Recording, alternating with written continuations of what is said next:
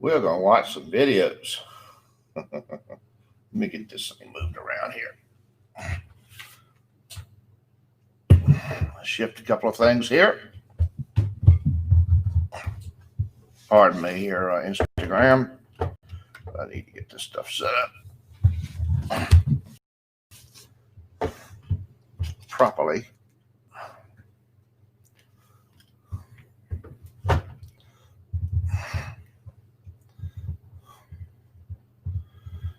I am not camera shy. I just had the camera sitting in the wrong damn place. There. Okay. So now what I'm going to do, I'm going to find some videos.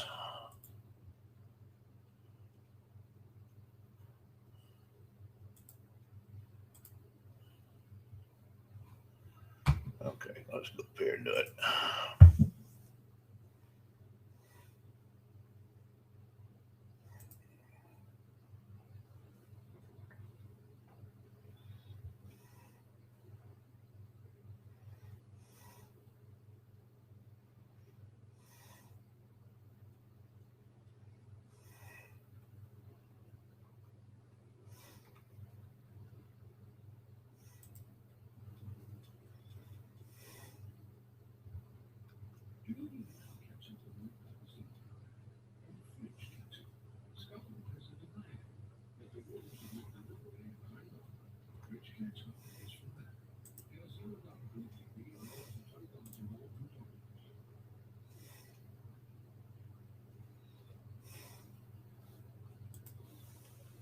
Pardon me, I have to go. Oh, there it is.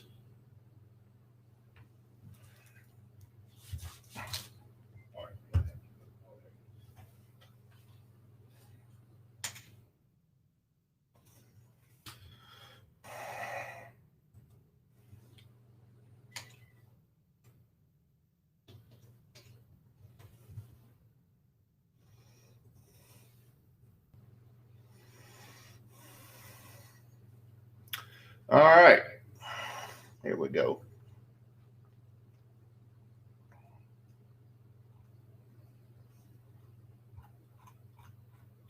All right.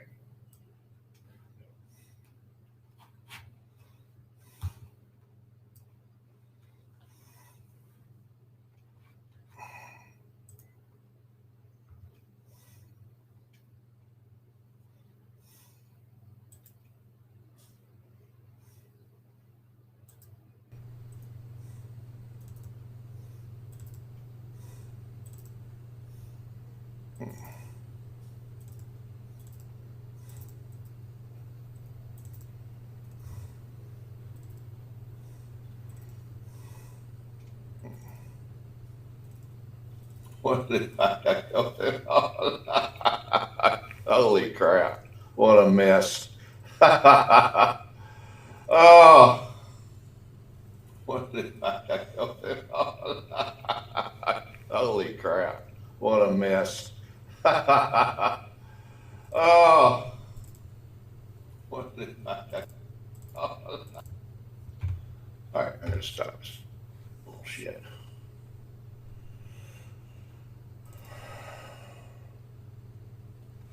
Now, we're going to fix this crap. Why in the hell is this doing this?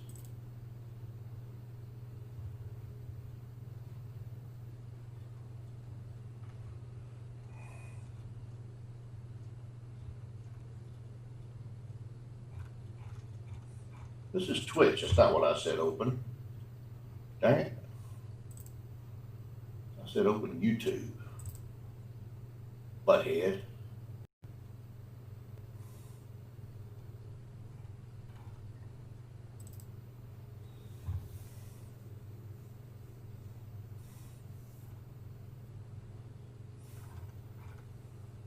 Still Twitch. There.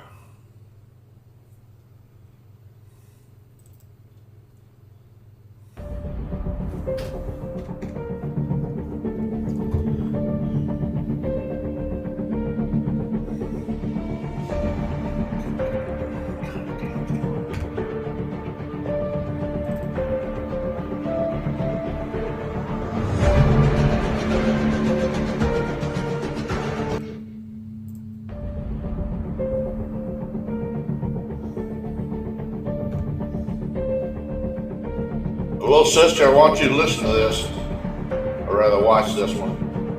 I got another one I'm gonna play you.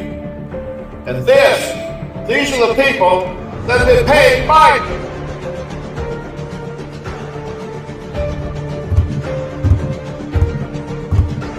Such bullshit.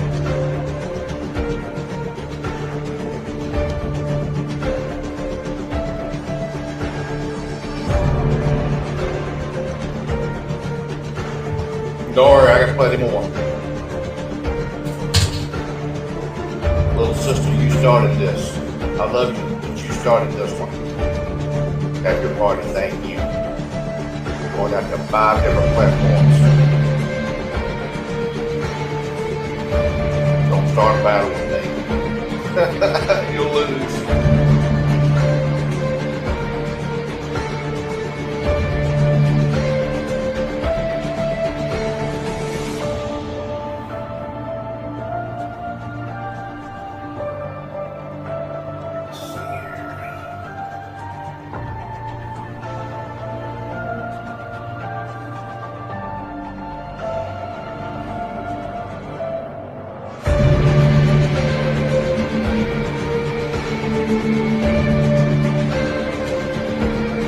See? Listen about the coronavirus. The coronavirus was originally only bats in China, and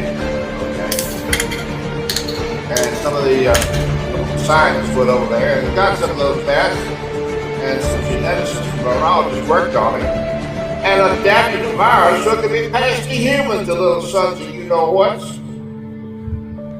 And they did it. They started with their own people. And look how many people are dead because of what China has done. Bunch of little shits. And there's only one thing to do about that, and nobody's done it yet. People won't talk about it. I will.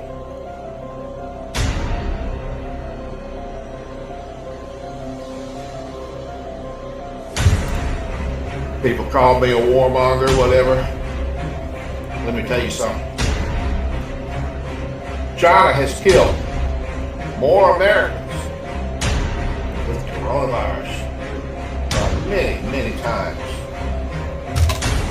than any terrorist attack. That all terrorist attacks combined since the start of terrorist attacks. China has killed more people with that damn virus. So I say, it's past time to retaliate against China. I'm calling for a full-scale, preemptive, tactical nuclear attack against China. It should be ground burst no higher than 0.6 kilometers. And there should be, I'll let the experts decide that missile launch. But it would only take one warhead per city. And I'm thinking probably about maybe 40 warheads will do it.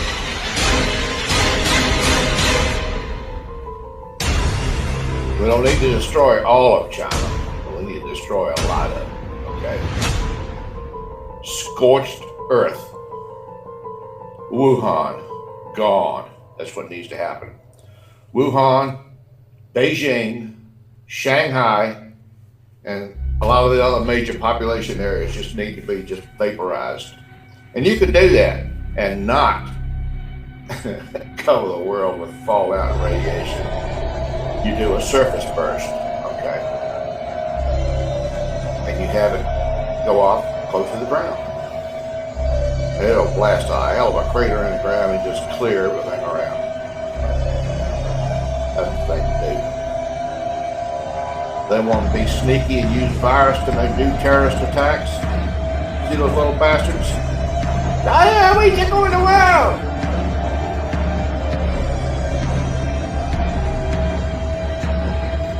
By the way, I went to Waffle House this morning for the first time in Delhi in about 4 years. It's where I discovered that I'm actually, I better put this back in the holster before I forget about it. That's what I came to realize. I went from fat guy to fat bastard. It's no longer comfortable to Thank sit you in a very booth much. at Waffle House. And hello, Too tight. Goodyear. Hello, Phoenix. 6 days. Can you believe this? 6 days from now, we are going to win Arizona, and we are going to win 4 more years in our great, beautiful White House. Social security.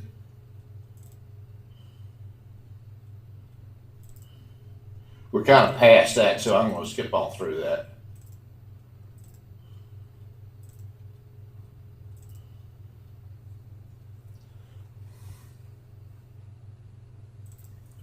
So, what I'm going to do next is I'm going to play something else from my YouTube that has nothing to do with politics. I just have to find it. This stuff seems to. What do you mean sign in? I should already be signed in, damn it. No, that's not what we're going to play.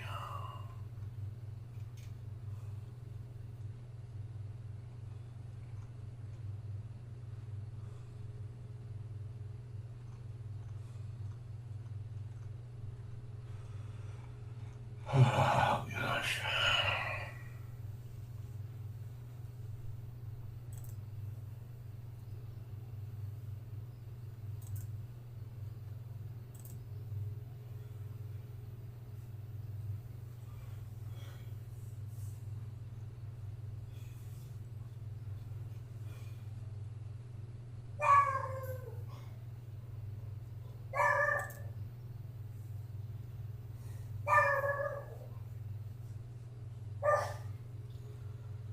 This is not the right one. I need to go to Super Vocals.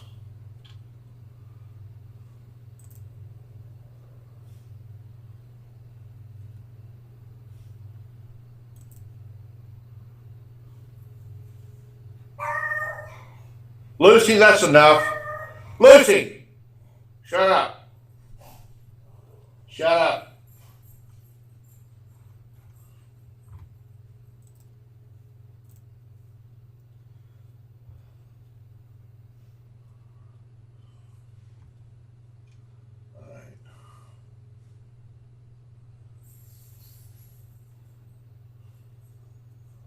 Where did all my dad go? Anyway, so it's been proven that the Chinese scientists adapted the coronavirus. They took it from the bats and they changed it to where it would go ahead and work against humans. We couldn't get it before until they did their little changes on it. And the people that did those changes now, they're dead, along with a whole bunch of others.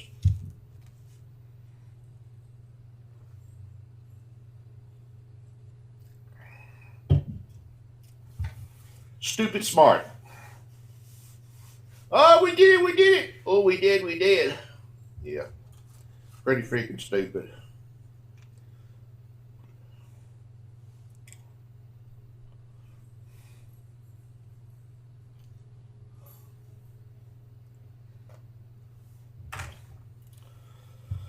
Oh, me. So, the election is still playing out. That it pisses me off that the sons of bitches called the election. Oh, our president's been elected. No, he wasn't. It's not over yet. It's not over yet. It hasn't been officially declared. And they got all this hoopla and bullshit going. Oh, yeah. Flailing, jumping up and down. Oh, boy, what he won. Well, they got all this shit settled. If he does win legally after it's all done, I'll congratulate him. Until then, I just would say, shut the hell up. Shut up and sit down. You cheated. Oh, man. So, I'm looking for my other videos. I may have to go to Facebook to find them. I know I'm broadcasting Facebook. I need help here. I need help. All right.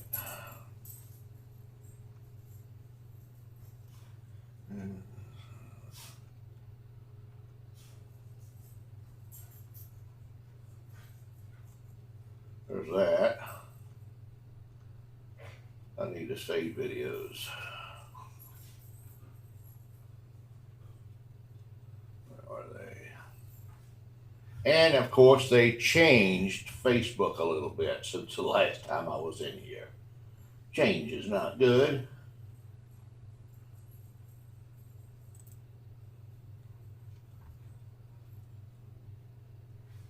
Let's see.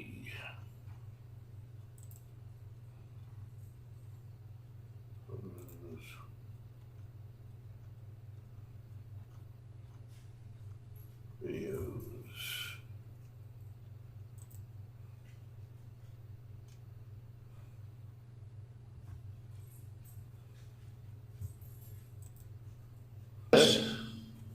Here we are. We just did that. All right, I got a couple of videos I'm going to play for you right off.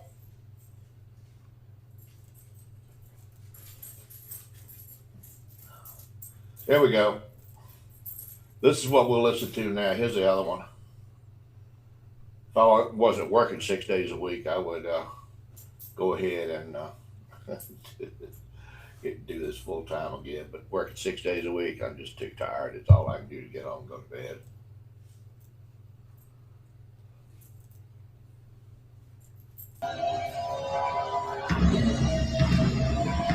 So we're going to finish that one up. And we're going to go straight into the next one. It's going to tell you in detail what I've been saying.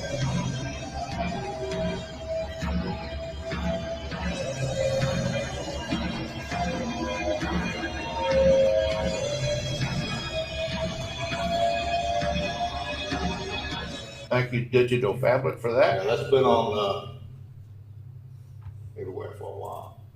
Next. What if I told you that everything that you think you know about the coronavirus is a lie? That you are right now witnessing the largest, costliest, deadliest cover-up in world history? Would you believe me? What if you saw hard evidence? Never forget it. And you started asking the scary questions? Why don't you watch and decide for yourself? My fellow Americans, tonight I want to speak with you about our nation's unprecedented response to the coronavirus outbreak. The Chinese coronavirus pandemic will be recorded as one of the most consequential global events in world history. How the hell did this happen? Who's responsible? What you're about to hear is a true story, backed by scientific evidence and hard facts. There are those who witnessed what happened. People died to tell you this story. Listen to them, because otherwise, it is going to happen again.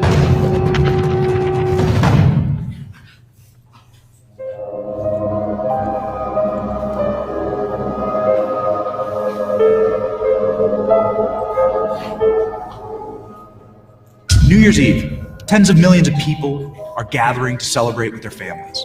But in one of China's largest cities, the streets are eerily silent. Wuhan is located at the heart of China and home to more than 11 million people. Word has gotten out that there is a killer on the streets. A unique and deadly virus was spreading through the city's population at a blistering pace, and no one has any idea how to treat it or where it came from. 1 month earlier, an elderly Chinese man was admitted to the Wuhan hospital with extreme difficulty breathing and signs of pneumonia. This is the first case on record of COVID-19. As the month of December pressed on, hospital wards in Wuhan exploded with cases of the unique pneumonia. Chinese doctors and medical staff began to come down with the same symptoms, indicating the terrifying prospect of human-to-human transmission. On December 30th, a Chinese ophthalmologist named Dr. Li Wenliang warned on social media of a respiratory illness ravaging the city. Wenlang was punished and silenced by local communist authorities. In 1 month, Dr. Wenlang would be dead, killed by the virus that had already taken the lives of thousands. The exact number of dead, we don't know, and we likely never will. Realizing the disaster on their hands, the Communist Party of China brutally locked down the city of Wuhan. We know the Communist Party of China's secrecy, blame shifting, denial, and inability to act in this pandemic resulted in the deaths of tens of thousands of Americans, hundreds of thousands more around the world, all while decimating the economy. What we don't know is where the virus came from. How did it get here? Why is it so deadly? For clues on these questions, we will go to ground zero in Wuhan, focusing on what Chinese scientists, medical experts, and local officials had to say about this outbreak before the communist government stepped in and silenced them all. Let's start with what we know. There are two elements in this outbreak that have universal scientific consensus. One, the genome sequence of the virus is of bat origin and is specific to a species of bat known as the horseshoe bat. Two, the virus is genetically optimal for human transmission, while most viruses are not. This is what makes it so deadly. So the question is this: how did this specific virus jump from bat to human? The official Communist Party endorsed theory is that the jump occurred at the Hunan seafood wholesale market in Wuhan. However, this theory begins to fall apart when data from the original outbreak is examined. According to Chinese scientific papers published in January, studying the initial outbreak, 1/2 of the original cases had no exposure to the seafood market whatsoever. The alleged patient zero in December had no history of the seafood market at all. Furthermore, investigators and researchers found no evidence of the intermediate horseshoe bat, or any bats for that matter, being sold at the market. Further research from Chinese scientists showed that bats were never a food source for local residents of Wuhan. In fact, there are no known colonies of the horseshoe bat within 600 miles of Wuhan. The natural habitat for these bats are in secluded, high, dark mountain caves in the south of China. So how did these rare and dangerous animals get into the densely populated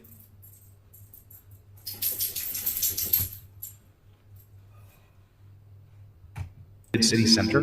For the answer to these questions, we turn to the writings and findings of two Chinese researchers.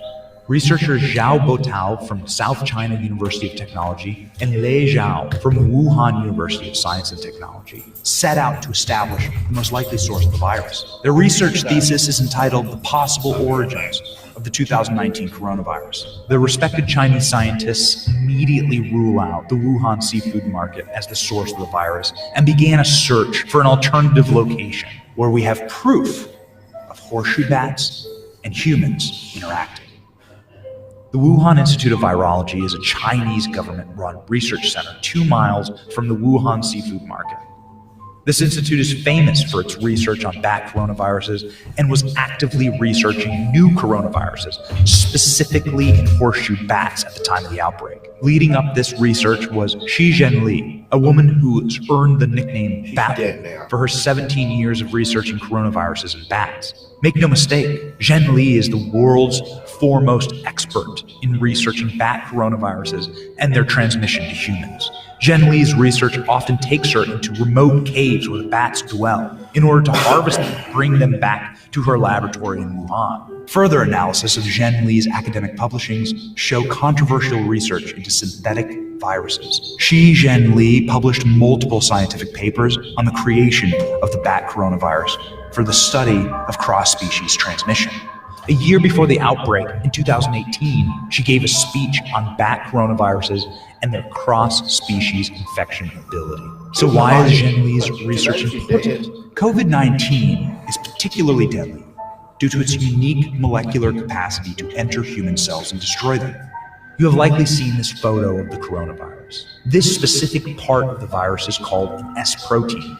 These proteins act as the key to unlocking the human cells that they come in contact with, allowing the contents of the coronavirus to enter the cell and destroy it.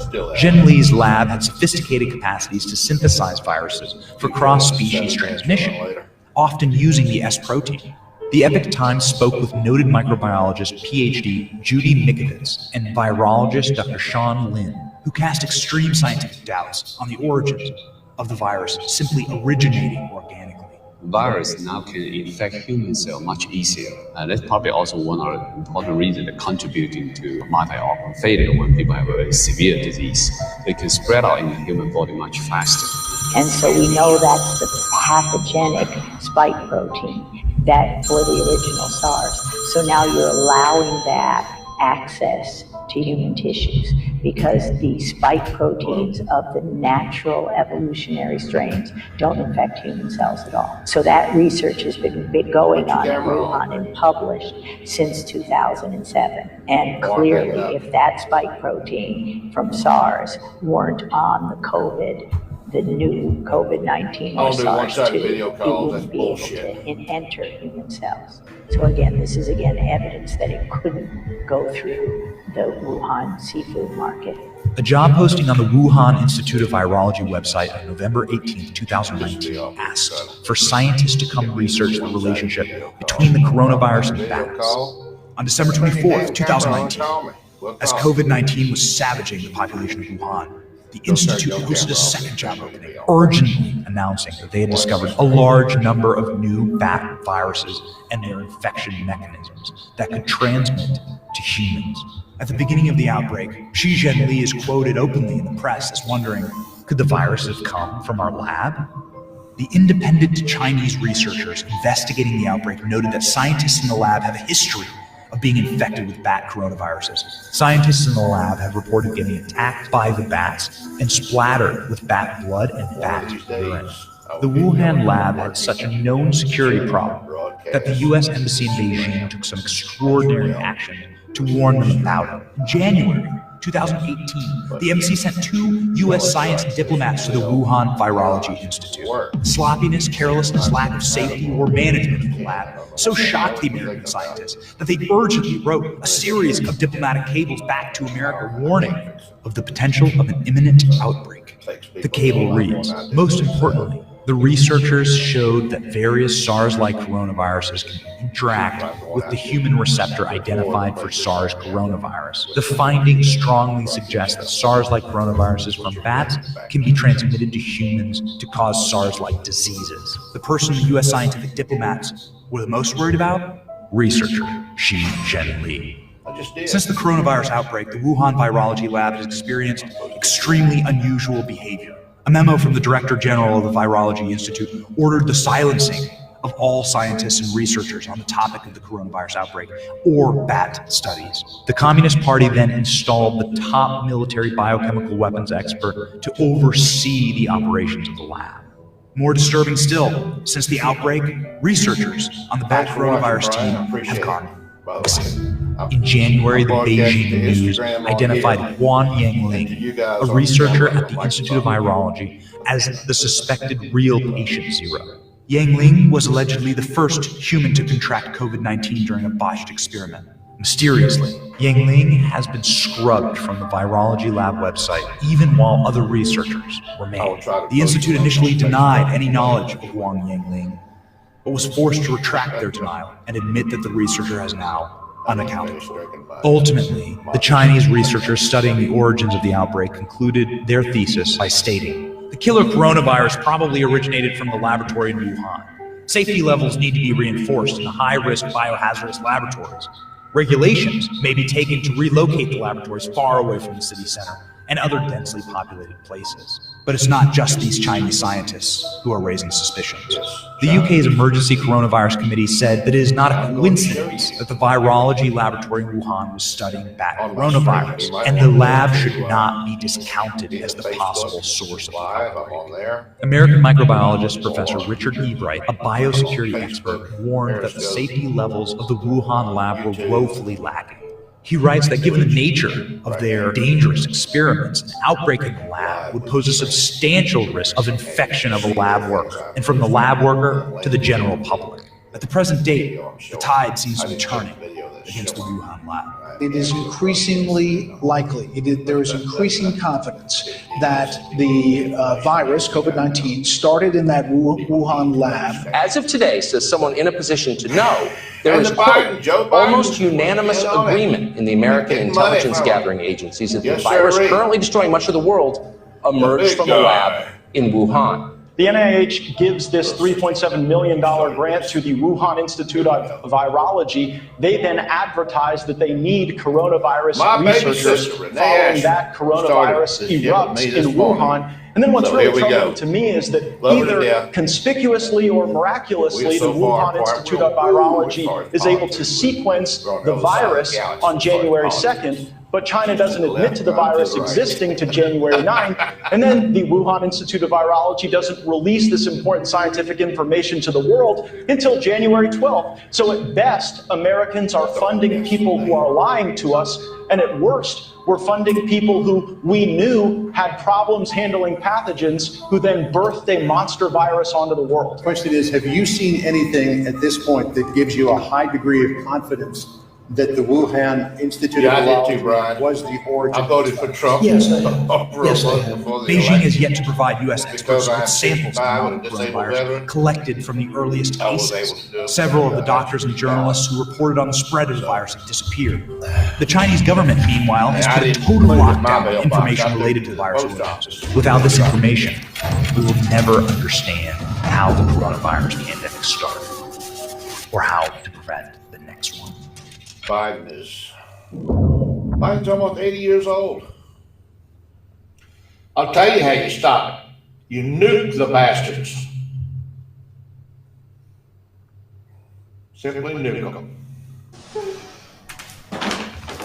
Oh, this is the top I've been wanting. Thank you, Mom.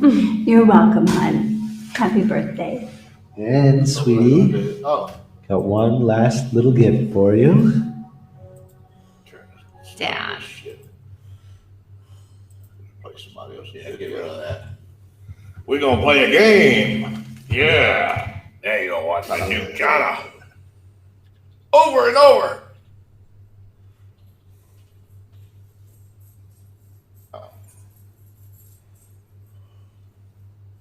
Nuke Map by Alex Wellerstein. This is fun. Anybody can do it. Just watch what I do. I'm gonna be lazy and just sit here like this.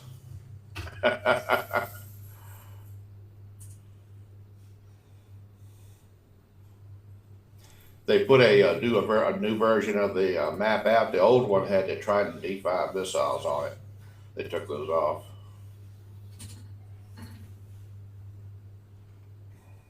Well, look at there. But we don't want it there. We're gonna start off by hitting Wuhan.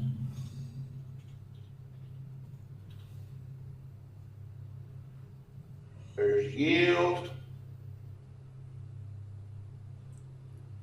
We want casualties, radioactive fallout. One warhead will do.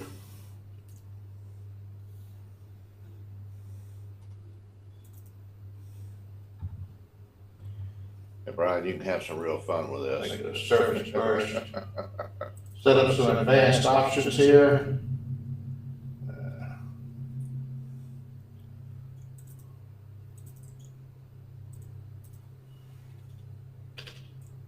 It needs to be 0.63.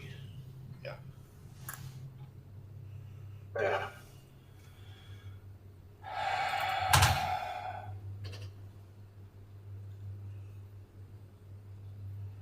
$3,000. Oh. Yeah, take a little crap off and cover the little stuff. See the big stuff.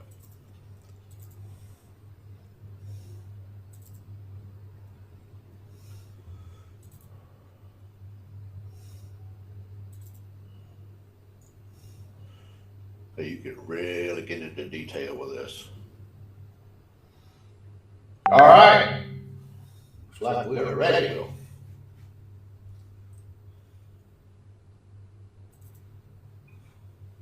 Boom.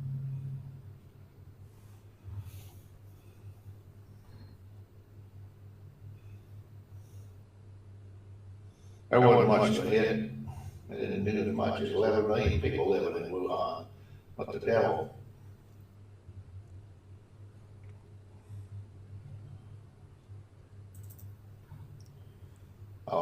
Wuhan. All right, let's try that again.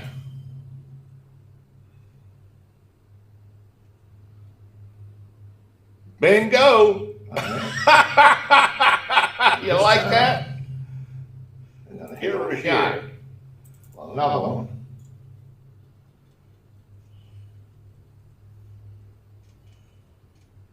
And then we'll move over here, drop another one.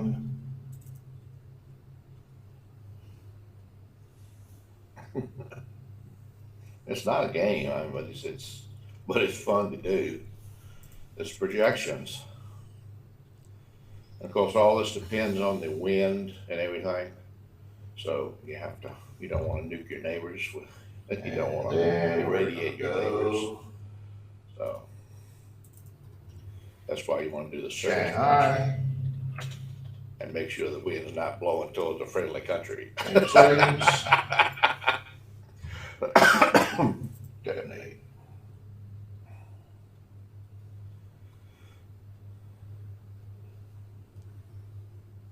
And move it over a little bit.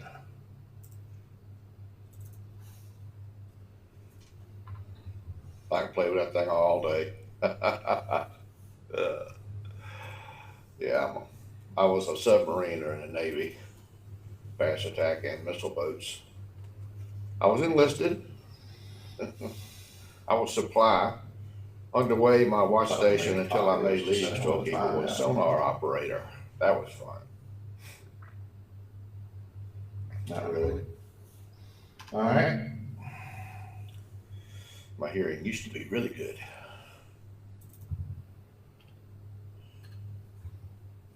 Now I've lost 70% on one side.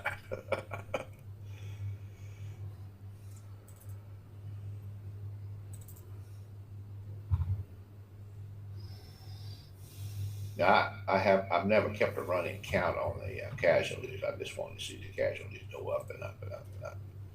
And what's the population of China? 4 billion people or something like that. Yeah, a long way to go.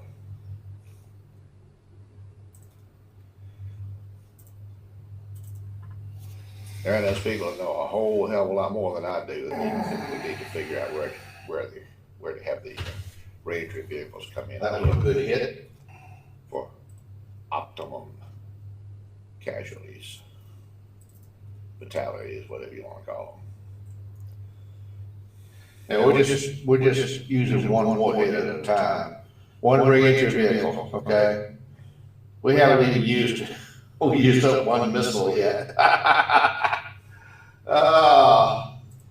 Appreciate the love. Thank you very much. Brian, you still loving this, buddy? Are you doing it yourself yet? Oh, yeah.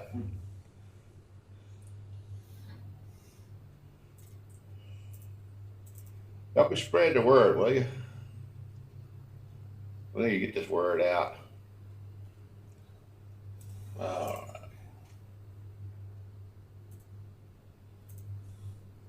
A few minutes ago, I was sitting in the chair falling asleep. I worked 52 hours this week, but that's not the thing of it. To do that, to drive an hour to get there, an hour and a half to get home, and to do that, I wake up early anyway. I mean, I'm 65, ex-military, retired truck driver. Truck drivers always get up early. You get the idea. So, there's the bimbo. Oh, and look. Check that out. I put that on Facebook. I mean, somebody else had already posted this. I just reposted it. She's not Melania, but this fool. She's not ugly at all. She's she looks like a classy lady. Mixed up Donald Trump and George Bush. And you want this son of a bitch in office? No way. He's wasted. He's gone. It's because he's almost 80 years old, okay?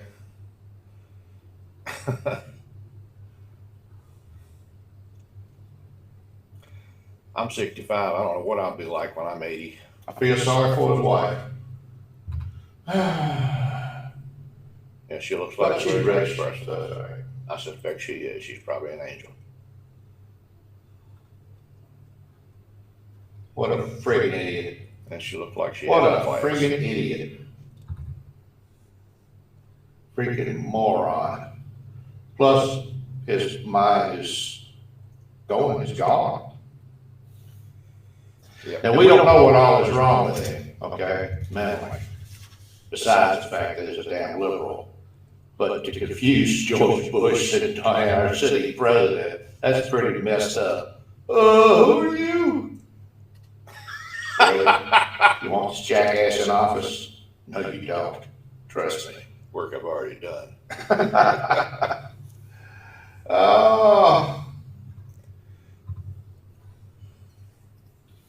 You watching, little sister? Are you watching? I want to give that bastard the nuclear football. Oh, hey, you watching? Gosh. I hope you are. I'll send you the whole thing. Grinning. My little sister makes a fight for her big brother. Idiot. The broadcaster. Over something like this. Been in politics over 47 years and accomplished what? I wish I could grow up with you guys, I really do. He was the vice president for the worst president ever in the history of the United States, which was Obama. Should have been calling him Osama Obama. Freaking bastard. Anyway.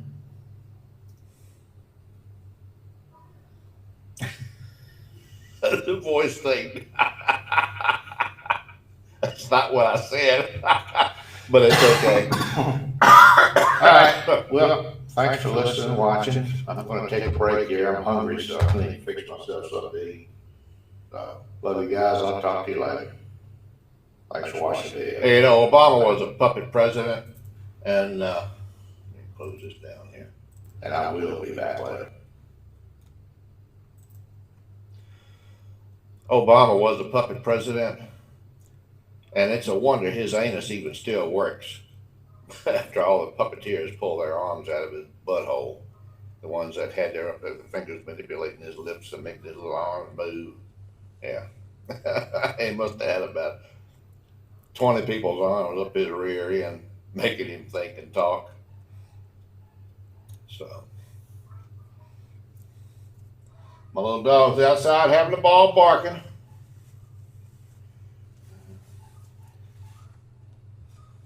My lips got badly chapped last week.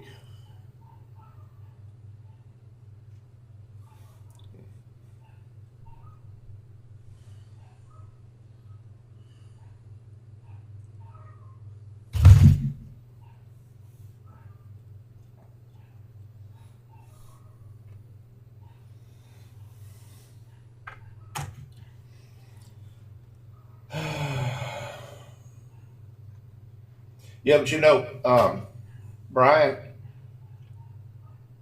Kamala, what's her name? She's the mouthpiece, okay? All Biden is a glorified placeholder until they can get him in and then kick him out, and then they're going to make her president. I'll just put these over here so I don't forget them. Hang on with my keys tomorrow for work. Cool, yeah. That's safety glasses. Oh. Yeah. Where is it? Let me see if I can get this link on Facebook now. No, I didn't want to save a damn thing. I want to post it. Makes me mad. Where is it? Okay. Let's do it like this.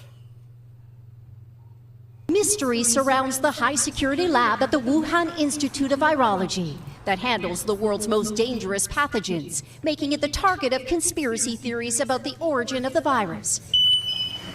So you're 100% confident there was no leak, no accident? I'm confident there's no leak. 100%? 100%. The Institute granted NBC News the first independent media access to the lab. Yuan Zhiming is the director. We hadn't encountered this novel coronavirus before, he says. Without having this virus, there's no way that it could be leaked from the lab. Has anyone at the lab, either personnel or connected to the lab, a third-party contractor, tested positive for this virus? No. Nobody. Nobody. While there's some skepticism about the lab's claims, 5 leading virologists familiar with lab protocols told us it's improbable that the virus somehow escaped. This is a rare glimpse at the BSL-4 lab, a box within a box, with airlocks on doors and separate filtration systems. Technicians were trained in France and the US, windows to look out and see in. The China virus, the China plague, Kung flu. For months, the US and China have been locked in a battle over the origin of the virus and accusations that China delayed or didn't share information. There's evidence that it came from the laboratory. US officials have I'm going to restart this video so you can see the whole thing as soon as I figured out how to do it. It's been a while. For lacking any scientific evidence. But scrutiny grew stronger with the leak then release of a State Department cable dated January 2018, raising concerns about lax safety and a shortage of trained staff. What's confusing, according to the director of the Wuhan Institute of Virology, is that the U.S. diplomats visited only once, in March 2018, for a seminar that wasn't about history surrounds the high security lab at the Wuhan Institute of Virology that handles the world's most dangerous pathogens, making it the target of conspiracy theories about the origin of the virus. So you're 100% confident there was no leak, no accident? I'm confident there's no leak. 100%. 100%. The Institute granted NBC News the first independent media access to the lab. No, he's not. He's not going to serve his full term. I know that. I'm glad I'm not the only one that knows it. Coronavirus before, he says. Without having this virus, there's no way that it could be leaked from the lab. Has anyone at the lab, You're exactly right. connected to the lab, We know that. a third-party contractor? There are a whole shitload of liberals that may or may not know that. I suspect they think, oh, Biden's going to be president forever. Never mind, he's almost 80 and losing his mind already. Can't even hold a thought. For a longer than what, 3 minutes? That the virus somehow escaped. Poor fella. This is a rare glimpse at the BSL-4 lab, a box within a box, with airlocks on doors and separate filtration systems. Technicians were trained in France and the US, windows to look out and see in. The China virus, the China plague, Kung flu. For months, the US and China have been locked in a battle over the origin of the virus and accusations that China delayed or didn't share information. There's evidence that it came from the laboratory. US officials have yet to offer credible proof the virus came from the Wuhan lab, a theory that's also being shot down by Dr. Anthony Fauci for lacking any scientific evidence. But scrutiny grew stronger with the leak then release of a State Department cable dated January 2018, raising concerns about Realize, safety and we got to do this shortage of first. What's confusing, according to the director of the Wuhan Institute of Virology, is that the U.S. diplomats visited only once, in March 2018, for a seminar that wasn't about biosafety. People need to understand this shit was engineered and planned. This was not just, oh my God, he got loose from that in the market. Bullshit. Only idiots believe that. For 15 years, virologist Peter Daszak collaborated with Wuhan scientists like Shuzhong Li, China's Batwoman, to catalog hundreds of bat coronaviruses. But in April, the NIH killed funding for his New York-based EcoHealth Alliance because of its links to the lab.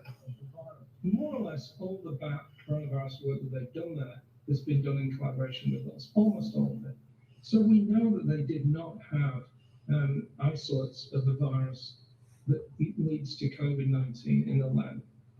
China faces intense backlash for failing to contain the virus and for lack of transparency that has allowed speculation about blame to flourish.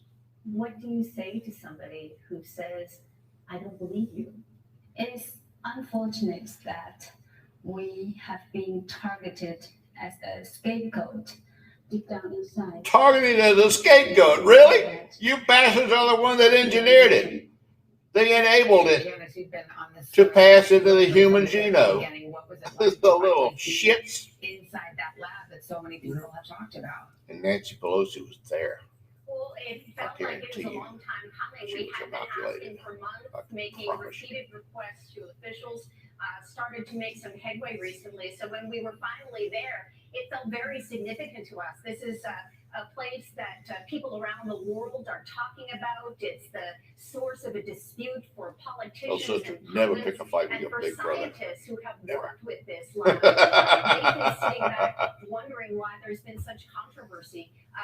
We spent close to 5 hours there. We got the tour of the lab. Appreciate We were everybody shown, watching. Inside where they wear the positive pressure suits. I'm going out to attached to Facebook Live, hoses. Periscope, And it YouTube, struck me Twitch. then, looking through the window, that And this is where so I'm much on Instagram as controversy well. is being centered in this tiny box within a box in the middle of China.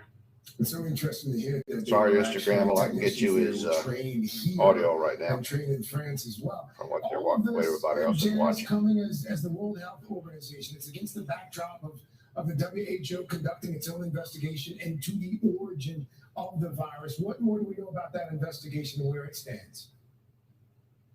Well, we've been told that the Wuhan lab will join what the WHO calls a scientific study, but it won't be investigated as a possible origin for the virus. A larger WHO team that includes international and Chinese scientists is likely to get started in the next few weeks. But already the State Department has said And that once I get finished with this, I'll post the link to this whole thing on Facebook. Now, Because they'll overnight, already they have sent it. us a statement So, that didn't exactly address hey. whether U.S. diplomats had actually Can't seen get enough the lab coverage, in right? Wuhan, but it did criticize China's government for its lack of transparency. But scientists like Peter Daszak say that this is why international collaboration among scientists is so important. It's so key because it allows better access Are you to watching, data little sister? and information Huh? sharing, You especially watching? with scientists who are in the place where the pandemic started, as opposed to making policy on scientific research that's based on what people say on the internet. What a week it has been. Here we are on Saturday and still at it 4 days after Election Day. We still don't know who the next president will be. Here's a look at how we got here. See? Live coverage of Election Night 2020. It is finally. It's the fight between Donald Trump and Joe Biden. We had early voting like we've never seen before. In New Hampshire, it looks like Joe Biden will win.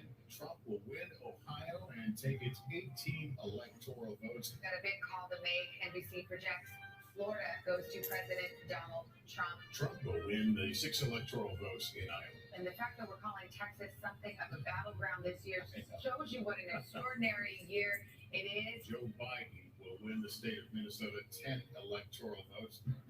Joe Biden projecting confidence overnight. It's not my place or Donald Trump's place to declare who's won this election. That's the decision of the American people. But I'm optimistic about this outcome. President Trump at the White House overnight, surrounded by hundreds of supporters. Frankly, we did win this election. They knew they'd have to wait days for the early vote from the 3 Rust Belt states. Georgia is a pure jump ball. It really is. This thing's getting really tight. I predict, And and I believe, projecting Biden as the apparent winner of the Wisconsin. Democrats did like they always do. They cheated in this election. Hey, we got more ballots here. No, bullshit. In Pennsylvania, they keep counting and counting. I will do everything within my power. I really hope they get him out of there. I'm gonna laugh my ass off. Every vote is counted. And I'll do it on here.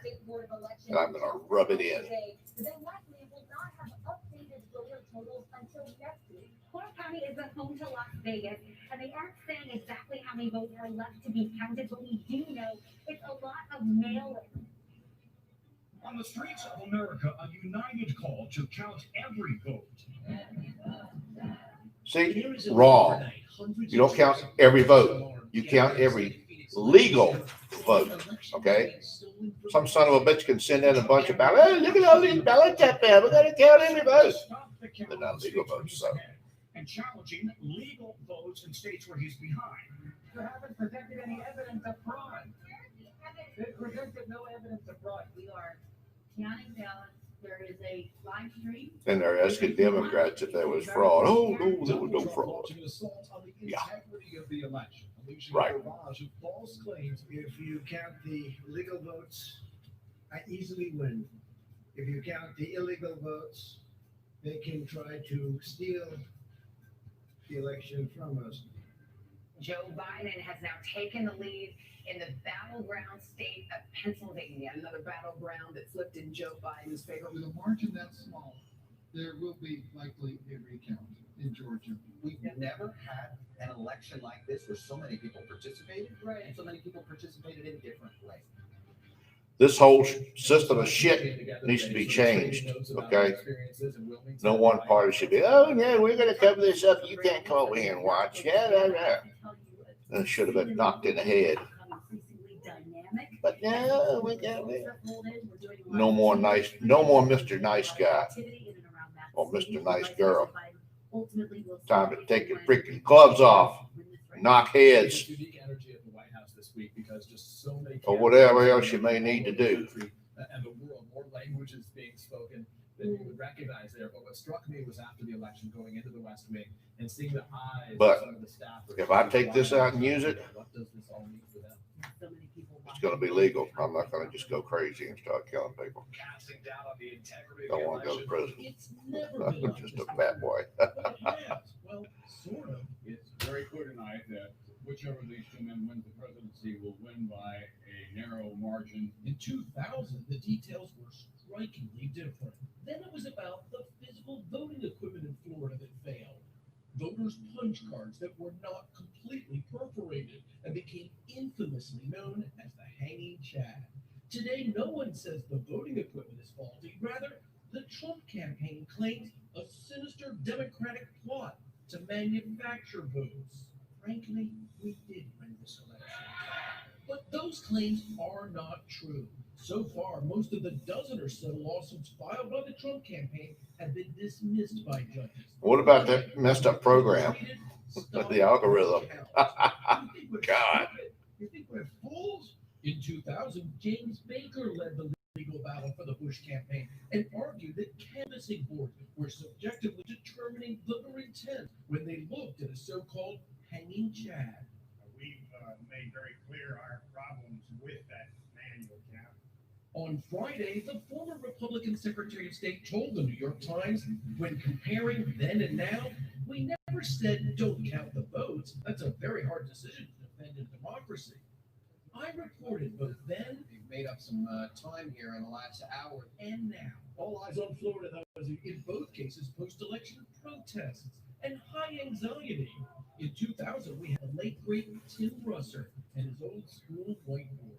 Florida, Florida, Florida. Today, it's a high-tech touchscreen. Because they lied and cheated, Brian. That's why. Because they're a bunch of lying, cheating bastards.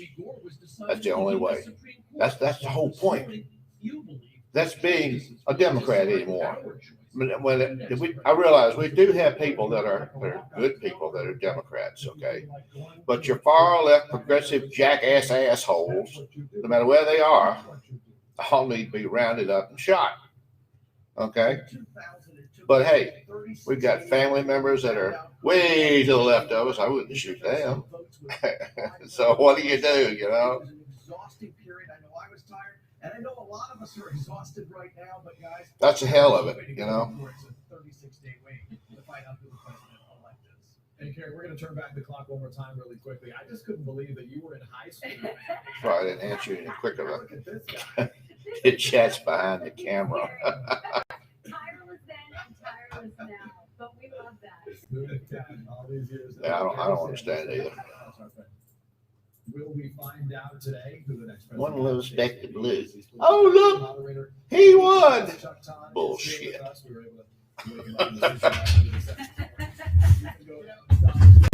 Do we call this today? Look, we have a high, this is one of it's a strange situation that we're in. We have a higher confidence that Joe Biden is going to get to 270 electoral votes than which combination. All right, you want to be on?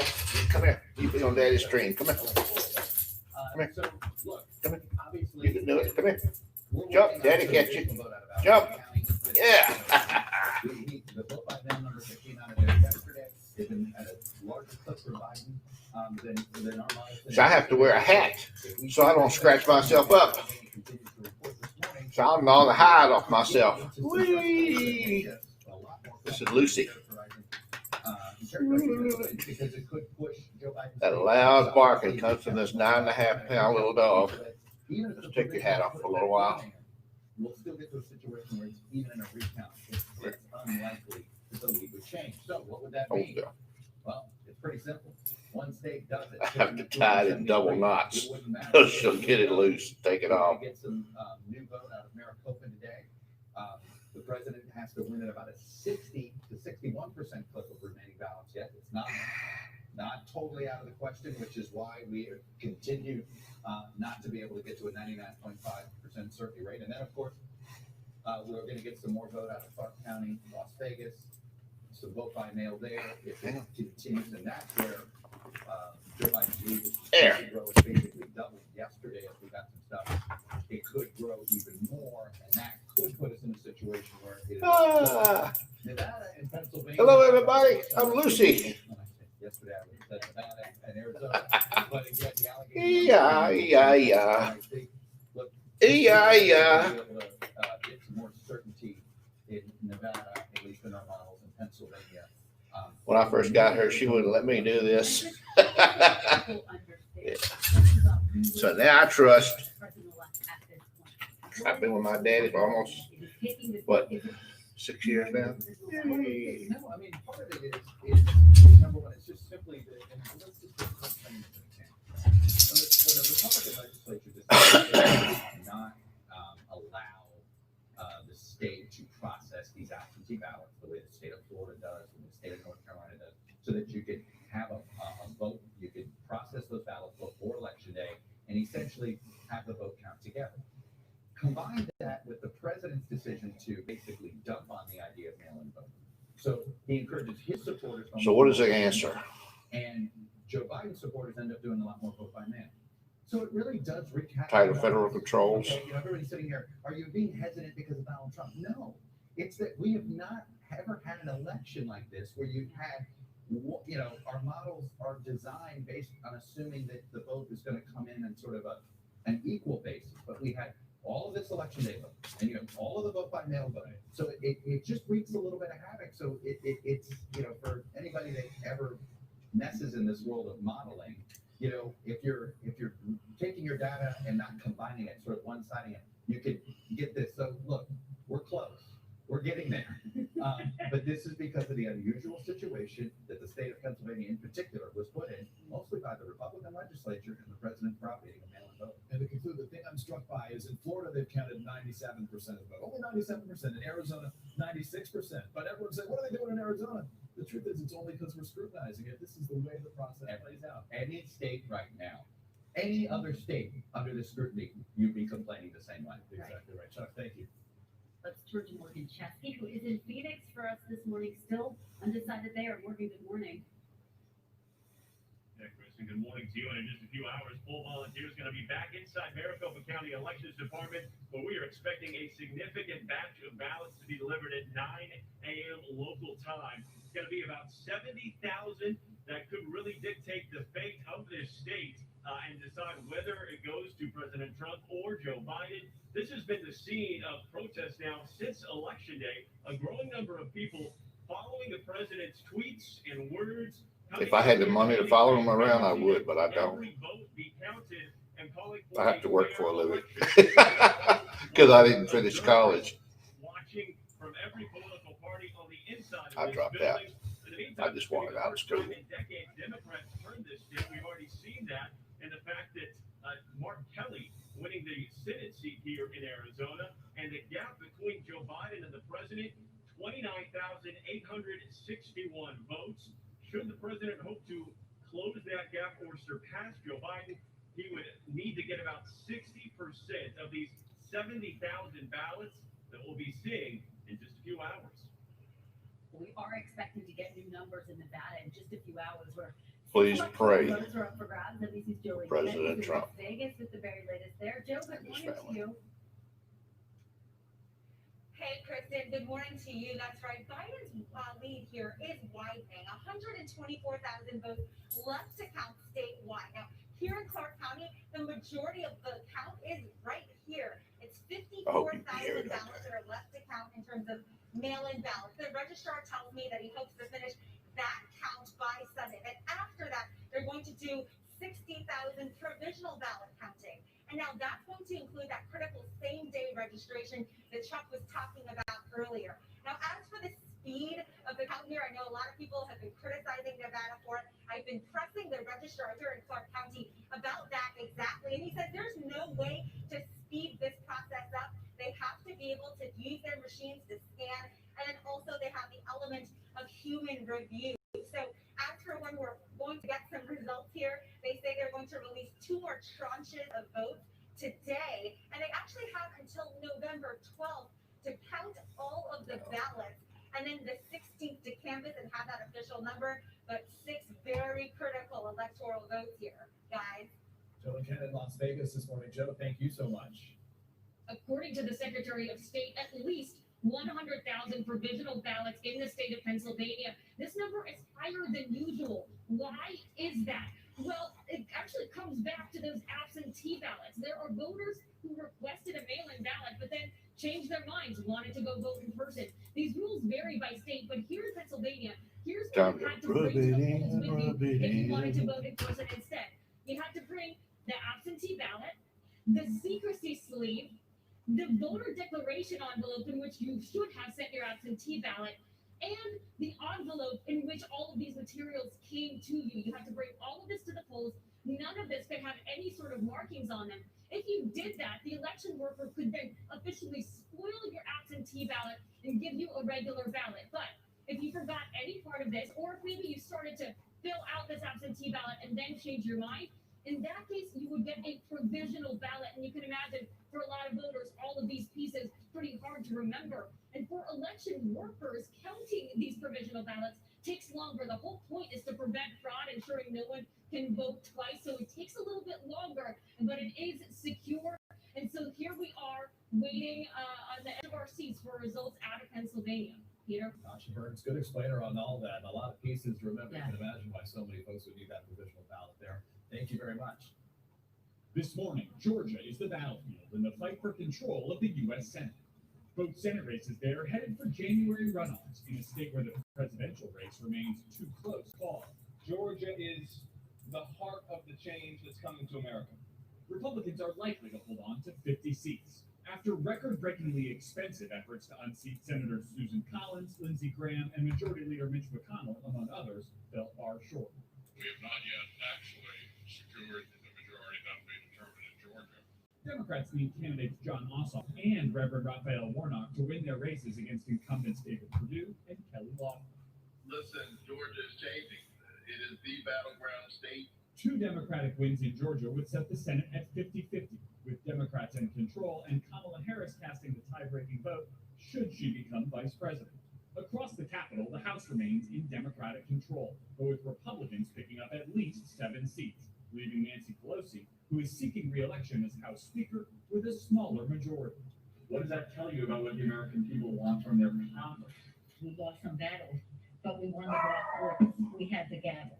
Democrats lost some prominent members in districts carried by the president, including Max Rose in New York and Donna Shalala in Florida. House Republicans pleased that most of their new members will be women. We'll set a record for the most women ever in the Republican Party.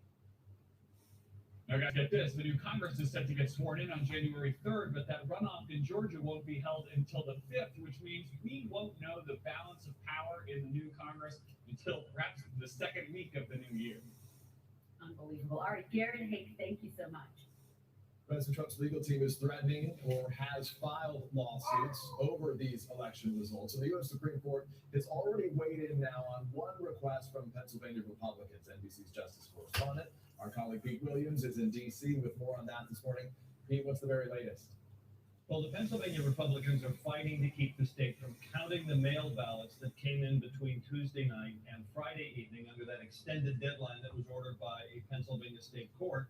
The Secretary of State had earlier ordered all those Take that jackass bastard in that court that ordered that and hang him. Over that deadline. To door to an oak tree somewhere, throw a rope over and just hang They him. couldn't tell if all the counties were obeying that, so they asked the court to order the Secretary of State to tell the counties that again. And they also asked for an order that would block local election boards from counting those ballots in case the courts decide later that they're invalid. Late Friday, Justice Samuel Alito did order election officials to keep the ballots separate. Democrats say they were already doing that, but he did not block the state from counting. He asked for a response from the state by 2 o'clock this afternoon. And then in state lawsuits in Pennsylvania, the Republicans are suing to stop the counting of any provisional ballots that were cast to let voters fix mistakes on filling out mail-in ballots. So not all provisionals, just that subset. But even if all these Republican efforts succeed, it doesn't appear, based on the numbers so far, that it would affect enough votes to take away the Biden lead in Pennsylvania. Who did you vote for, jackass? We don't want your opinion. We want fact. Have a significant effect on the vote counting. Thank you very much. Will today be the day we find out who the next president of the United States will be? For that, we go to NBC's political director and moderator, Meet the Press, Chuck Todd, who is with us this morning. Chuck, thank you for being here early on a Saturday. What's the Well, it's answer? good, as you guys found out, we have the cons and sleeping bags. I'm glad you guys didn't wake up less than today. Just now. Well, look, we'll start in Pennsylvania because of a few things. I mean, look, we're in a strange situation. I was talking with John Lasinski last night. We actually have a higher confidence that Joe Biden's going to hit 270 electoral votes. Then we have on which states of the combination that gets him there. It's an unusual situation where you're far more certain of the outcome of the electoral college right now than each individual state, right? This is the conundrum we've been in. You heard Stephanie's report there. Here's what happened last night. The first This quickly went away from the Chinese lab. heavier towards Joe Biden than we expected. And his margin's creeping awfully close to 30,000. As it goes over 30,000, the reason that's an important number is that we're going to get awfully close. Right now, we're at exactly at 0.5, 0.5%. As it goes outside of that, then you're outside of recount territory. Even with the provisional ballot. Well, and that's not necessarily. However, Allegheny, we expect more vote to be added today. We know there's more vote by mail in Philadelphia. So we know this lead on vote by mail is going to grow. Philadelphia. As the provisionals, which take longer, will eventually perhaps shrink it down. But at some point, Joe Biden may have enough pad today, or our best estimate. Let's just say the Democrats got a hold of that. Just no mathematical possibility that it goes down.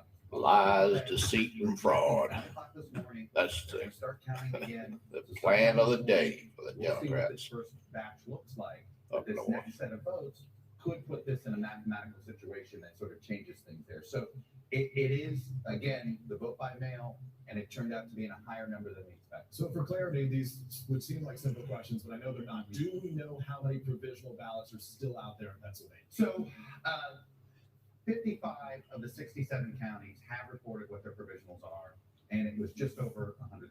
The question is how many more in 12 more counties? Right? And that what we learned is in some of these smaller counties, which had already gotten through their provisionals, they look like election day voters, meaning the election day voters in Pennsylvania, obviously it was heavier to President Trump. So will those provisionals look that way when we look at what's going on in the Boston provisionals, the Lehigh provisionals? That's something that we want to see how much is there. So look, the bottom line is there may be enough pad where those provisionals and what happens there won't matter as much. We keep an eye out today. So that's this morning. As the morning gets later, we expect. I could almost make a ponytail. Not quite. A little while longer. A few more weeks. In fact, all of And I'll be able to make a ponytail. Which is the Phoenix area. Now, as it's been coming in, President Trump is not getting the vote by the clip he's needed. He needs it close to 60%, if not now over. We could have a lot clearer picture today by the end of the day, but this is, it's funny, it's always been right on the margin. We just can't get to our 99.5% certainty area. And then in Nevada, we are going to get, there's also a provisional situation here. We'd like to know what the election day, same day voter registration breakdown was in Clark County. We know what it was every other day before that. We'd like to see that breakdown a little bit, just to make sure there isn't some sort of election day tilt in those same day voter registrations in Clark County that we saw, for instance, in Pennsylvania and in some other places. But this is getting closer to our 99.5% certainty level. But again, not there yet. But we do think it could get closer. It's really this morning. Interesting places that could change the situation in Pennsylvania. confidence we might get a call within the next 24 hours. I'll be right back. You know, I'm giving you a big pat, as 24 I hours. told my son, don't you expect to be electing, you know, hey, sometimes you miss your due date by 3 or 4 days. There you go. But the due date still comes. All right, Chuck, fantastic. Thank you so much. Let's go to Georgia right now, where the race is so close that the Republican Secretary of State has said that there will be a recount. NBC's Blaine Alexander is in Atlanta. Good morning. Well, Peter, good morning to you. You know, if Joe Biden does hold on to this lead, it will be the first time since 1992 that a Democrat has turned this state blue during a presidential election. But we may not know who won the state of Georgia until sometime around Thanksgiving, possibly even later. That's because the state is almost certainly headed for a recount. You know, we talk about these thin margins. This one is beyond razor thin. Consider this. Joe Biden is in the lead by just 0.1%. There are only about 7,200 votes to separate him from President Trump, a lead that we saw grow overnight. But there are still thousands of ballots that still need to be counted, many of them provisional ballots. So we could see that lead or that margin change at any time. Now, let's talk about what this recount would possibly look like. You know, what would happen is that it would come after the state certifies the results of this election. The deadline for that is November 20th. We're told the recount process would take about a week from start to finish. So if you look at a calendar and think about it, we're looking at possibly after Thanksgiving, the election officials have said they will try and move that certification up to get that process started earlier. But again, no guarantees, guys. Alexander on the ground again. Thank you for all the love. Blaine, thanks so much. You know, the votes here in Pennsylvania keep trickling in. The latest, last night at 10 o'clock, thousands of votes out of Allegheny County added to the total, pushing Joe Biden's lead up to close to 30,000. But you know, there are still well over 100,000 uncounted ballots out there. They are a mix of mail-in ballots and provisional ballots, including a group of 29,000 mail-in ballots in Allegheny County. These ballots were delayed. They didn't start counting them until 5 o'clock on Friday because they were originally misprinted, and then they became part of a legal battle. Then there are these provisional ballots, and unlike the mail-in ballots that are breaking in a certain direction, we don't know which way these ballots will go. By our estimate, there's no official count. There are more than 80,000 of these, which is an unusually high number of provisional ballots. These are issued when there's some question about a voter's eligibility. They have to go through them one by one. They'll be looking for things including like whether or not the voter tried to vote twice. That can be a slow process. We don't know how long that's going to take. Meanwhile, leaders in this state from both political parties are pushing back on accusations of fraud, and we are hearing that same mantra over and over again here: calm and patience. Guys, back to you. All right, two important words right now. Stephanie Goff in Philadelphia. Thank you. There's another serious count that is happening here at the White House, and that's the number of COVID cases. Now, White House Chief of Staff Mark Meadows and some campaign aides have tested positive for coronavirus. We have often seen Mark Meadows traveling and right at the side of the president. They were together around the country in the final campaign stops, and Meadows was inside the East Wing on the overnight Tuesday into Wednesday election party, often seen not wearing a mask. Peter and Kristen. Mark Meadows, one of hundreds of thousands of Americans to test positive for the virus this last week alone. Kelly O'Donnell at the White House. Kelly, thank you. Election melancholy for candidate Trump on Twitter. I had such a big lead in all these states late into election night, only to see the leads miraculously disappear as the days went by. Perhaps these leads will return as our legal proceedings move forward. President Trump, who stayed out of public view Friday, tried to steer perceptions and buy himself time. Joe Biden He deserved a rest. wrongfully claimed the office of the president. He's older than I could am. make that claim also. Well, he did, making this false claim in the wee hours Wednesday. Frankly, we did win this election. Not so. The counting continues. President Trump also tried to set a new clock, claiming on Twitter, legal proceedings are just now beginning. Although the president had predicted litigation was likely, the campaign scrambled to organize and fund its defense. Trump advisor David Bossie, who is not a lawyer, tapped to lead the effort. And that's why Donald Trump's going to get reelected, because every single one of you is here to fight for him. with former campaign manager Corey Lewandowski trying to keep alive a belief that Trump can come back. Are there enough votes to overturn the current deficit? You bet there are. The Trump campaign issued a statement Friday in the president's name, but not really his voice, taking a more lofty approach. This is no longer about any single election. This is about the integrity of our entire election process. Top Republicans like Mitch McConnell did not side with the president's claims of election fraud. You're going to have contests, you're going to have court decisions. That's how we settle these kinds of disputes in this country.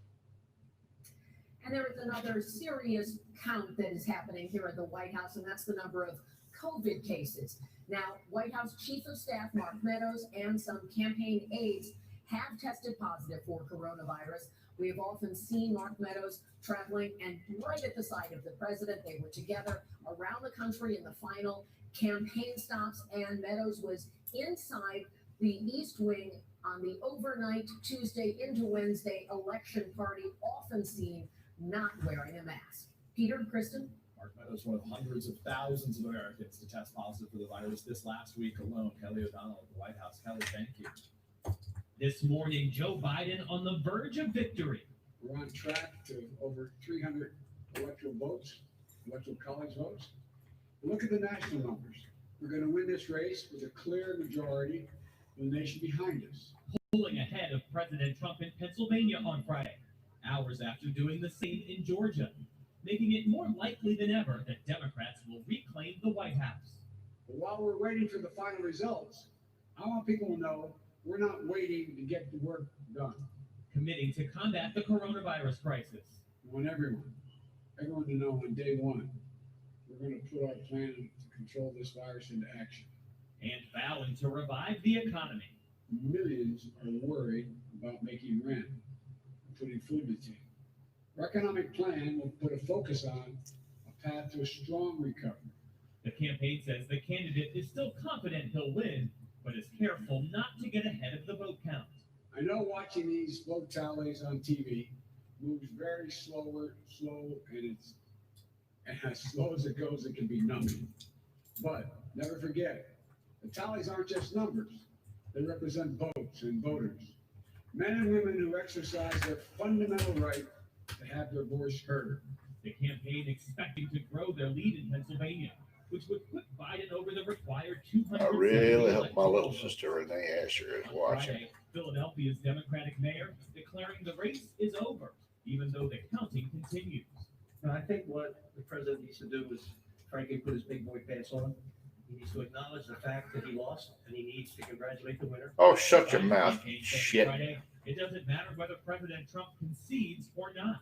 A Biden spokesperson saying the United States government is perfectly capable of escorting trespassers out of the White House, though Biden himself hammered home the importance of unity. Let's put the anger and the demonization behind us. It's time for us to come together. Because they're demons.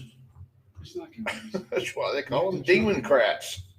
Now, Joe Biden said last night he hopes to speak to the country again today. There are some decent people that are Democrats, but Expect a major not the celebration far after left. speeches from both Biden That's and Satan Senator Kamala influenced. Harris out here on the outside stage with fireworks to follow.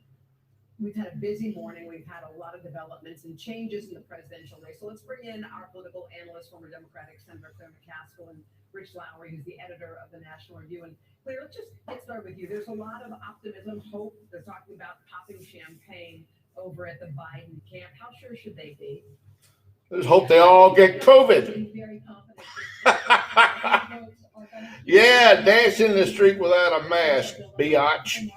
Get the COVID for us. And drop dead. A president who's making accusations without. Not you, sis. Don't And the you get courts will COVID. have to weigh in on that, and they typically are not favorable about cases where there's no evidence. Let's go to Rich Lowry here. Rich, you are a conservative. You can see the map that's starting to develop on the map as well as anyone else. What do you think the Biden campaign should do if the Trump campaign, which is saying it's fight to the end, it's fight to the death, we're going recount, we're going lawsuit. So that's fine. They're within their rights to pursue those tracks. How should the Biden campaign proceed? Should Biden go ahead and start naming a cabinet and doing all those kinds of things if he is declared the winner? Yeah, so assuming things continue to slide the way that they have been, and you have news organizations and most people acknowledging that he's won the states that get him to 270 or above, it makes sense for him to begin acting like the president-elect, naming staff, holding meetings, talking about potential cabinet positions. He'll have to of that get nature. Kamala to help And him with I that. don't think it makes a He lot can't of hold a sense thought long enough. for him to engage Trump. He can. President Trump, who will continue to talk about fraud, will pursue. I'm pretty sure he'll be But working on something and legal it'll just, cases based poof. on the force of your rhetoric. Come on, man, what was I doing? Time's not on the president's side. But the guy's a lot older than I am, you know. have Republicans like Mitch McConnell, who issued a very careful statement today, didn't endorse A what the lot president older. was saying, didn't denounce him for it. either. 78. We'll see over time. I think the Mitch McConnells of the world will saying, you know what, maybe this wasn't totally fair. Maybe, you know, there are questions about it, but it's time to move on. Do you expect that, Claire? What do you think we're going to hear from the other side of the aisle as this develops? Well, I think there will be a lot of pressure on my Republican colleagues in Congress, a lot of pressure on former presidents who could weigh in here to push the president to do the right thing. And I think that will eventually happen. All right, Claire McCaskill, Senator, former senator from Missouri, Rich Lowry, editor of the National Review. Another Really appreciate Democrat. your time this morning Oh. on a busy morning in the vote. Sorry, Instagram friends. We await a This decision. thing's not charging my phone fast enough. It's getting ready to shut down, so love you guys. See you later. I gotta go and charge my phone. So later. Thanks for watching. Making Love a y'all. camp at the Maricopa County Elections Department. My glasses on so I can save this. I think it was last night we talked to the Secretary of State, Dottie, and she said, we're doing an all-nighter here Happy of Sunday. vote counting. How's it going, and are we still on track to get those votes in the next half hour or so from Arizona? Yeah, we just had an election official come out and say you can expect that in about half an hour, and you can also expect about 60,000 votes. So those are the ballots that they were working on tonight. 60,000 yesterday. We saw two batches, about 60 to 70,000. So every time they release these batches, that's about the size. We just don't know how it's going to go. And we have seen, as Chuck was just talking about, President Trump catching up with Joe Biden. So after the early vote and after election day, Joe Biden was in a sizable lead, and that has shrunk. Yesterday it was about 69,000, Joe Biden ahead. Then today it's about 48,000. So slowly but surely we are seeing the president catch up. It's just whether or not the next 300,000 ballots go his way. Right now, he still needs to come in at a clip of about 6 voters to every 10 voters coming in with those late ballots or those provisional ballots for President Trump for it to really make a difference and him to overtake Joe Biden.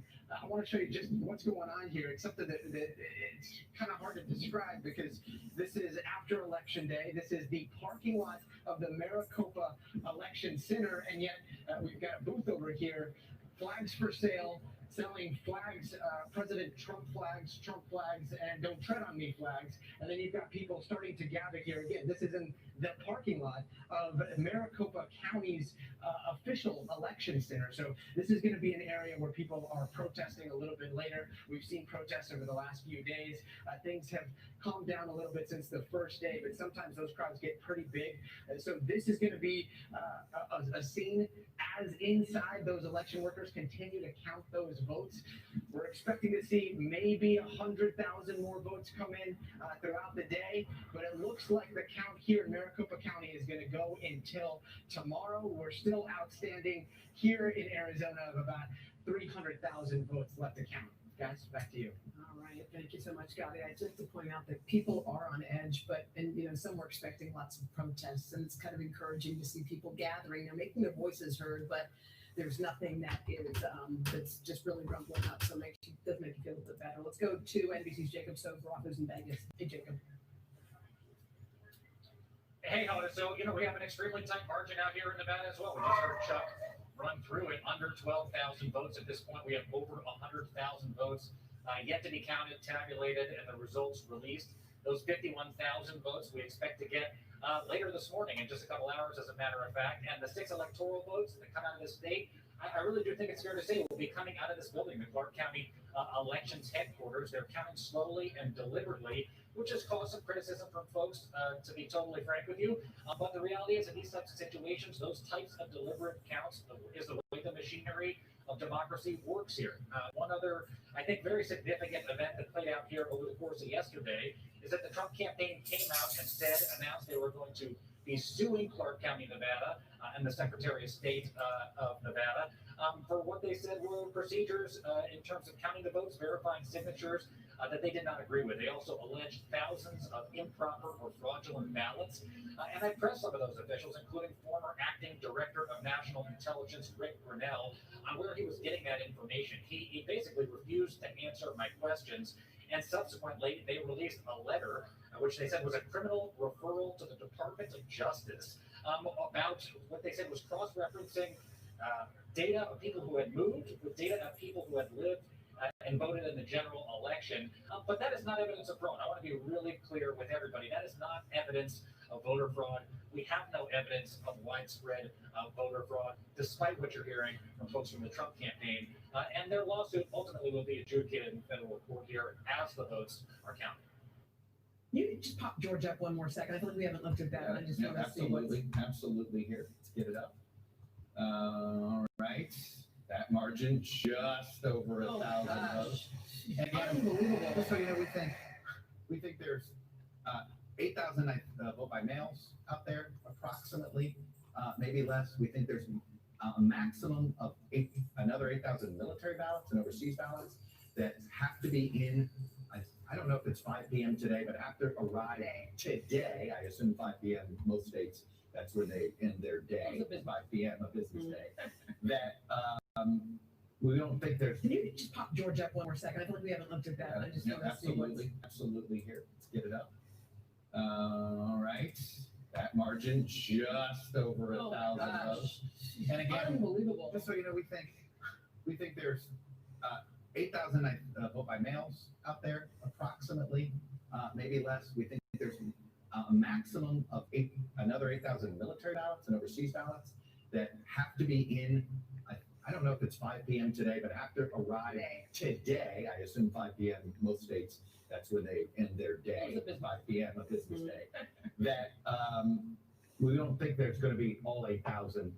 One projection I saw said, don't be surprised if it's less than half of the 8,000 ballots that get returned on time. And you can't assume those are all military and overseas ballots are going to somehow lean one party or the other. This is rank and file military. You don't know if they grew up in Fulton County or if they grew up in a Republican county, right? So you just don't know.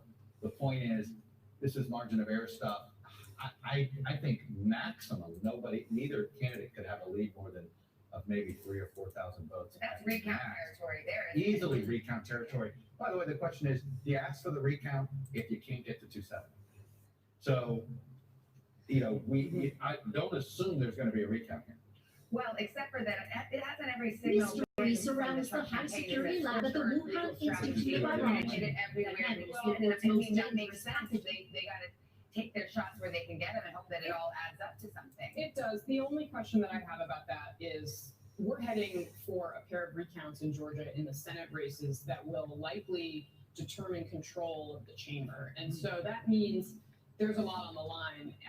If they were to do a recount that were to adjust that race so that, it could go one or the other direction, there's a risk for either candidate in asking for that. And David Perdue, the senator in Georgia, is actually very close to President Trump. So I'm sure that they're talking about it. But just to be clear, and correct me if I'm wrong, if the president were to pursue a recount in Georgia, that doesn't mean that the Senate races get recounted too. Not necessarily. That's right. So all I'm saying is that I think there will be coordination on that, and there will be a major push from Republicans to make sure that the Georgia results are not unnecessarily called into question. That makes sense. So when they do a recount, is it they just put it right back in the machines and run it all through again? Is it It's a like better that? question for Chuck. When they do a recount, what do they do? Well, there's two types of, and that's the other thing. You're going to hear recanvass, and sometimes you'll get this where they're just going to double check the math. They don't look through all the ballots individually. Then you'll hear you're gonna hear a phrase called manual recounts. Okay, there's a recount where you double check the numbers, you double check machines, each individual machine has a vote totaled in, you do all of that, you make sure those machines are calibrated. You know, there's that type of recount. And then there could be this next level detail of a recount. And, you know, states store the ballots in case somebody has a recount. And in fact, I saw one of our pictures of the warehouse that's holding all of these ballots. I think it was in Arizona, where after they process. Finally, I figured out how to get the fines off of there. What the hell? So there's different flavors of recounts, if you will. There's an extreme hand recount that could take days or weeks. Now I'm going to shut those guys up. All right. Well, my friends, I'm getting ready to call it for a while. I've done what I wanted to do.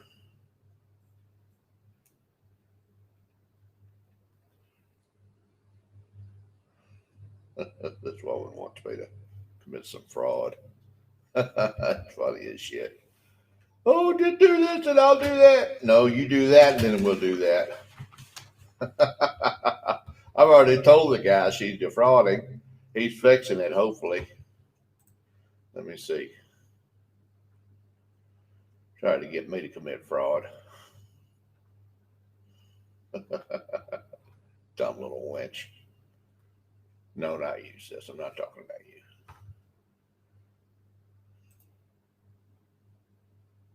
Let's see here. I just hate change. I wish they just left it the hell alone.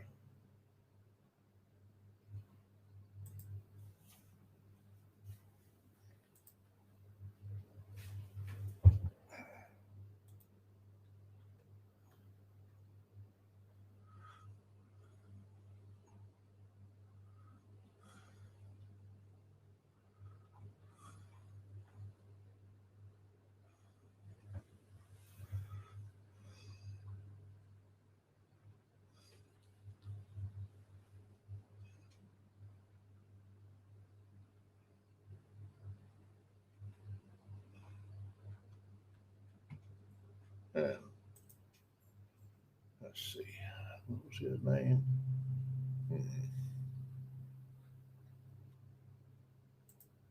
Oh, there we go. That's where all that shit was coming from.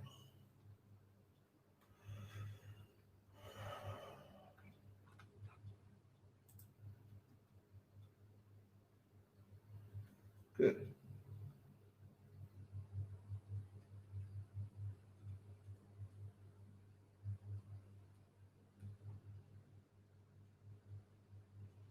I'm glad people are watching my stuff here. Now, what does she have to say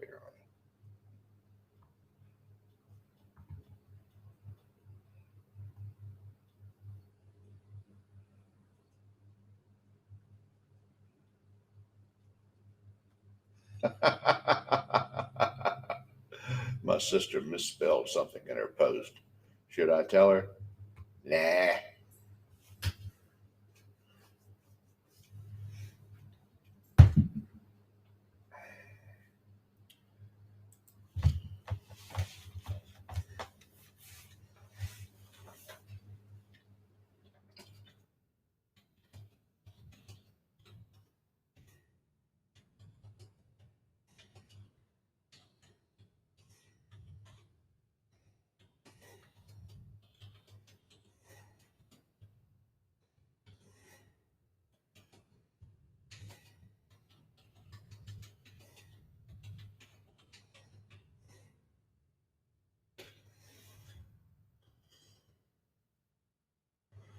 All right, my friends. I think it's time to wrap this up. Thanks for watching.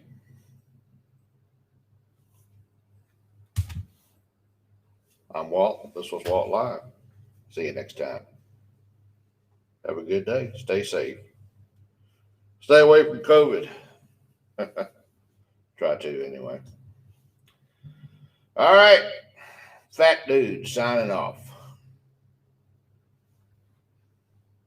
Later. Thanks again for watching. Love you guys.